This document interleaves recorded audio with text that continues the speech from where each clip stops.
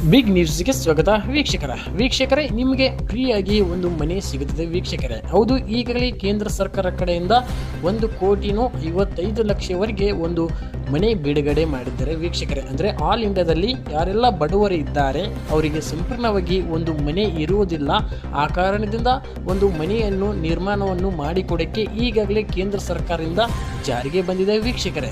ನೀವು ಕೂಡ ನಿಮ್ಮ ಸ್ವಂತ ಮನೆ ಇಲ್ಲಪ್ಪ ಅಂದರೆ ನಿಮಗೆ ಅಷ್ಟೇ ಜಾಗ ಇದೆ, ನಾವು ಗುಡಿಸಲು ಹಾಕ್ಕೊಂಡಿವಿ ಅಂದರೆ ನೀವು ತಕ್ಷಣವೇ ನಿಮ್ಮ ಹತ್ರ ಇರುವಂಥ ಗ್ರಾಮ ಪಂಚಾಯತಿಗೆ ಹೋಗಿ ವಿಸಿಟ್ ಮಾಡಿ.